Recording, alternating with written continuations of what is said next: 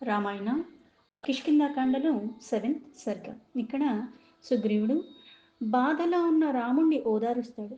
శ్రీరాముడు సుగ్రీవుడు యొక్క మాటలకి ఊరట చెంది వాలిని చంపుతానని సుగ్రీవుడికి మాటిస్తాడు శ్రీరాముడు.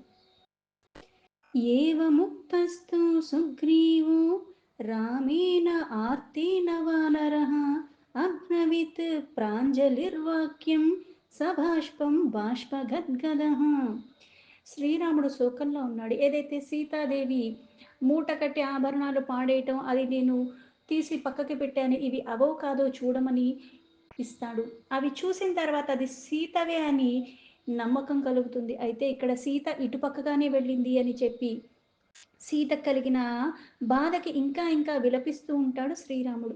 శ్రీరాముడు అంతలాగా బాధపడుతూ ఉంటే వానరరాజైన సుగ్రీవుడు ఆ రాముడికి నమస్కరిస్తూ మళ్ళీ తను కూడా కన్నీరు మున్నీరవుతూ ఆ ఉడికిపోతున్న కంఠంతో మళ్ళీ రాముడితో ఇలా మాట్లాడుతున్నాడు సుగ్రీవుడు.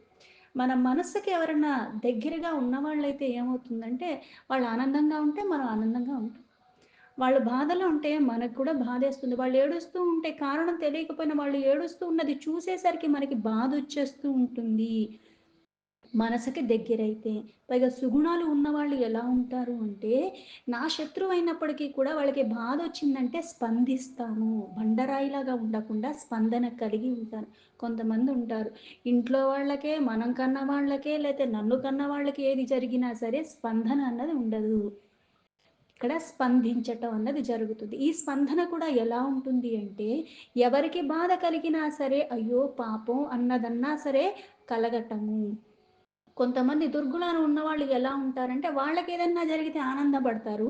ఇతరులకు ఏదన్నా మంచి జరిగితే తట్టుకోలేరు. వాళ్ళకి ఏదన్నా బాధ కలిగింది అంటే చాలా ఆనందానికి లోబడతారు. అవి దుర్గుణాల యొక్క లక్షణాలు. నీకు శత్రువు కావచ్చు, మిత్రుడు కావచ్చు, ఎవరన్నా కావచ్చు. వాళ్ళు ఆనందంగా ఉంటే దాన్ని మనం ఆస్వాదించాలి. ఒకళ్ళకి మంచి జరిగిందంటే కూడా దానికి కూడా మనం కూడా ఆనందించాలి. ఎందుకంటే ప్రతీదీ కూడా కర్మానుసారం జరుగుతుంది. ఎవరికి ఏది ప్రాప్తమో వాళ్ళకి అది తప్పకుండా లభిస్తుంది. పైగా ఏదన్నా సరే సమభావ స్థితిలో ఉండి తీసుకోవాలి. ఇక్కడ ఆ స్నేహం అన్నది మనస్ఫూర్తిగా చేసిన కారణంగా రాముడికి బాధ కలుగుతుంటే ఇక్కడ సుగ్రీవుడికి బాధ కలిగింది. పైగా సుగ్రీవుడికి అదే శోకం ఉంది. తన భార్య వియోగంలో తను ఉన్నాడు. పైగా ప్రాణభీతితో ఉన్నాడంటే, నేను బాధల్లో ఉన్నప్పటికీ కూడా నా బాధని పక్కన పెట్టి అవతల వాళ్ళ బాధకి నేను స్పందించగలగటం. పైగా ఇక్కడ బాధ్యతని విస్మరించి చెయ్యమని చెప్పలేదు ఎక్కడ. ఇక్కడ రాముడితో స్నేహము, పైగా నాకు నీతో అవసరం ఉంది కాబట్టి అవసరం తీరేలాగా ఒక రకంగా ఉండి, అవసరం తీరిపోయాక ఒక రకంగా చేసేది అది మనస్ఫూర్తిగా చేసిన స్నేహం కాదు. అది ఏ బంధమైనా సరే. ఇక్కడ మనస్ఫూర్తిగా అగ్నిసాక్షిగా చేశాడు. ధర్మపరంగా ఉన్నాడు కాబట్టి రాముడి బాధకి తను కూడా అంతే విధానంగా స్పందిస్తున్నాడు. అందుకే రాముణ్ణి చూస్తూ రాముడి శోకానికి లోబడితే తిను కూడా అదే శోకానికి లోబడ్డాడు. అందుకే శోకంలో ఉన్నప్పుడు మన గొంతు ఎలా అయితే కాస్త వణుకుతూ మాట్లాడదాం. ఆ బాధలో అలా మాట్లాడుతున్నాడు సుగ్రీవుడు. న జానే నిలయం తస్య సర్వదా పాపరక్షసః సామర్థ్యం విక్రమం వాపి దుష్కులే యస్య వాకులం.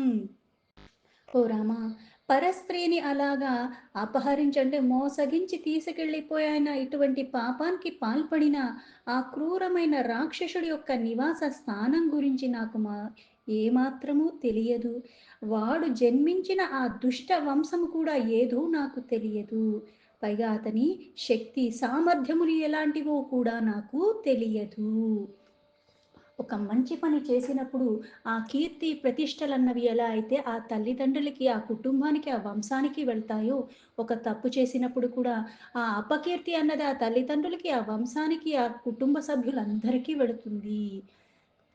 కానీ ఇక్కడ ఒకళ్ళకి ఒక మాట ఇచ్చాము అంటే, అవతలి వాళ్ళకి మనం సహకరిస్తున్నాము అంటే, మళ్ళీ వీళ్ళకి ఎవరితో అయితే వైరం ఉంటుందో, శత్రుత్వం ఉంటుందో, వాళ్ళు బాగా బలవంతులు అనేసరికి ఒక అడుగు వెనక్కి వేస్తారు సాధారణంగా. మనకెందుకులే లేనిపోని తలకాయ నొప్పి, ఈ సమస్య మనది కాదు.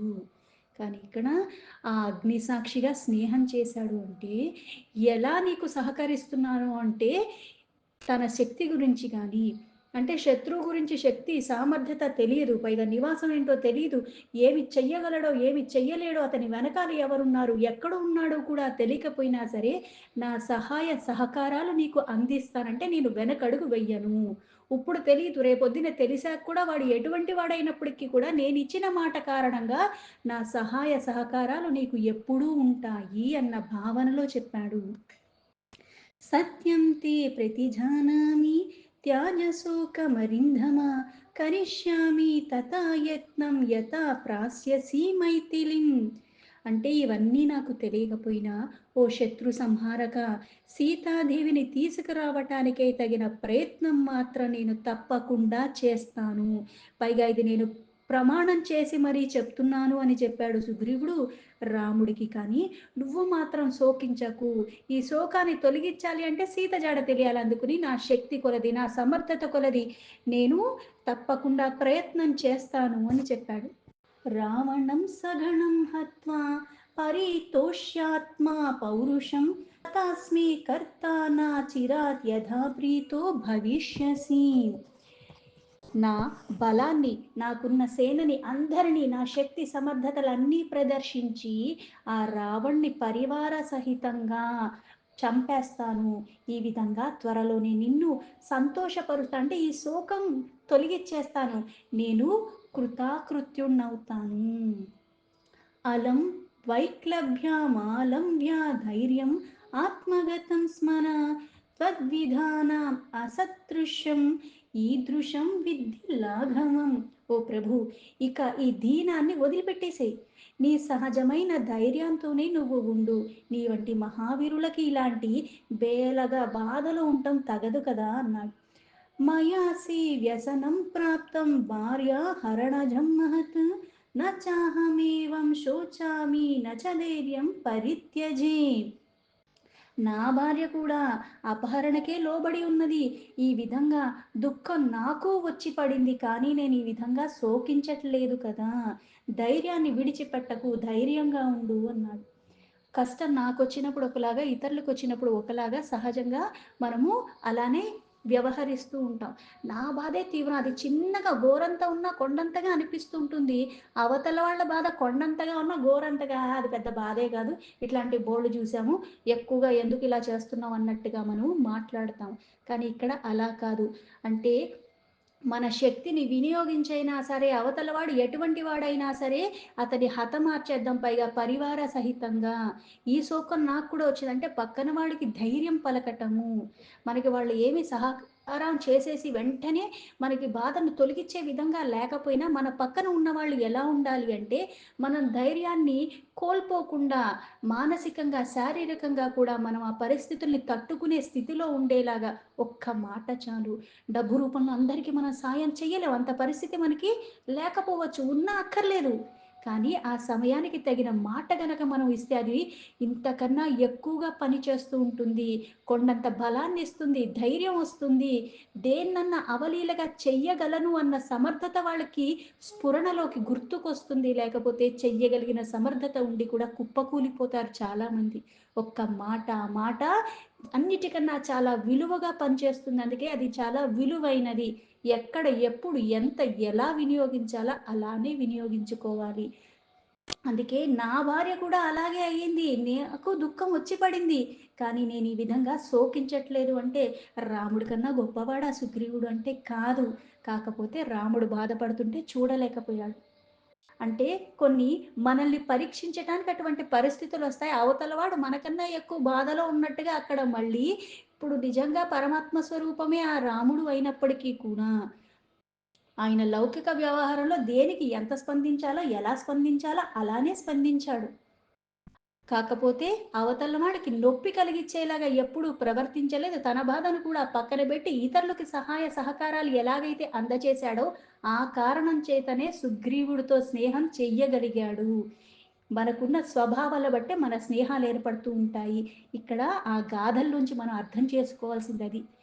వీళ్ళ వల్ల నేను నశించిపోయాను, నాతో స్నేహం చేసి ఇలా చేశారంటే వాడితో నువ్వు స్నేహం ఎందుకు చేశావంటే గుణాలు కలిసినాయి కాబట్టే నువ్వు చెయ్యగలిగావు.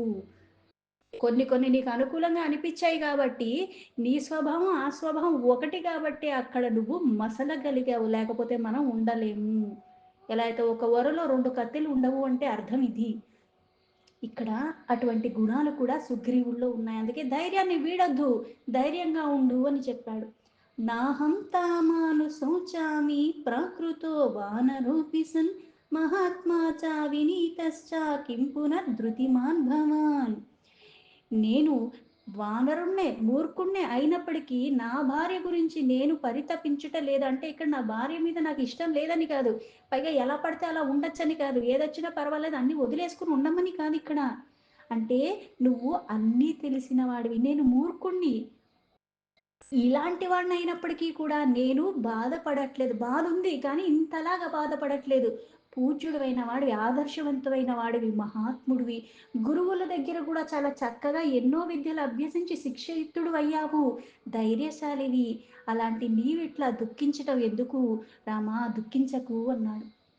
బాష్పమాపతితం ధైర్యాత్ నిగ్రహీతుం త్వమర్హసి మర్యాదాం సత్వయుక్తానాం ధృతిం నోత్ససృష్టమర్హసి.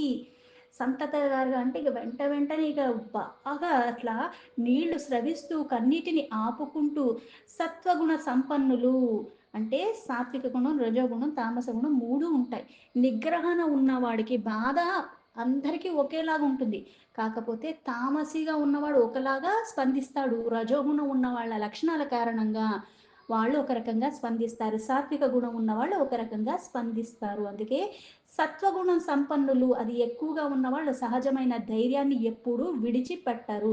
ఎందుకంటే సమభావ స్థితిలో తీసుకుంటారు. వాళ్ళకి దుఃఖం వస్తుంది కాకపోతే దాన్ని ధైర్యంగా ఎదుర్కోవటానికి పరిష్కారం వైపుగా వాళ్ళ ఆలోచన ఉంటుంది. అందుకే వాళ్ళు కూడా బాధొస్తుంది, ఏడుపొస్తుంది గానీ, అది కంటి నుంచి బయటికి రానివ్వకుండా దాన్ని కూడా వాళ్ళ ఆధీనంలో పెట్టుకుంటారు. దుఃఖం ఉంటుంది కానీ, మరీ తీవ్రతగా అతివృష్టి, అనావృష్టి అట్లాంటివి కాకుండా సమస్థితిలో ఉంటారు. నిశ్చలంగా. ఈ దుఃఖాన్ని కూడా వాళ్ళు ఆర్థిక నష్టాలు గాని ఏదొచ్చినా సరే చంచలత్వానికి లోబడకుండా స్థిరంగా ఉంటారు. వ్యసనే వార్ధకృచ్ఛ్రేవ భయే వా జీవితాంతకే విమృశన్ వై స్వయా బుద్ధ్యా ధృతిమాన్ నావసీధతి. బలాశస్తు నరో నిత్యం వైక్లభ్యం యోనువర్తతే సామర్చ్యత్ యవశః శోకే భారాక్రాంతేవ నౌర్జనే.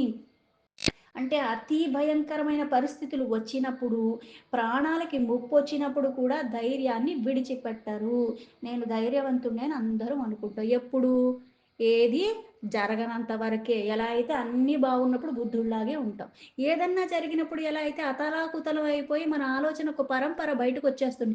ఉక్రోషం వచ్చేస్తూ ఉంటది. ఇవన్నీ ఎందుకొస్తున్నాయి అంటే, ఇది సహజమైన స్థితి నీది కాదు కాబట్టి.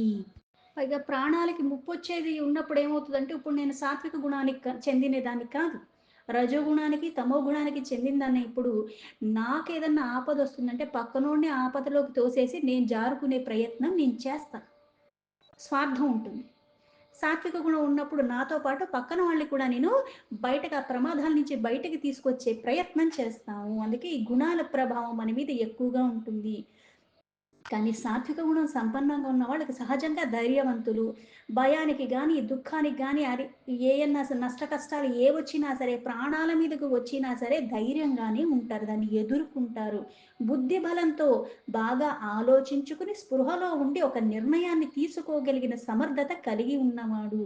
కానీ మూర్ఖుడు అనుక్షణం దీనంగా ఉంటాడు. ఎందుకంటే సమస్య అర్థం కాదు. దాని పరిష్కారం అంతకన్నా మనకి బోధపడదు. బరువెక్కువైపోయిన నావ ఎలా అయితే పడవ నీటిలో మునిగిపోతుందో నిగ్రహం లేనివాడు కూడా బరువు ఉంది అన్న భావనలో ఎలా అయితే మనకి సాధారణంగా చెప్తారు.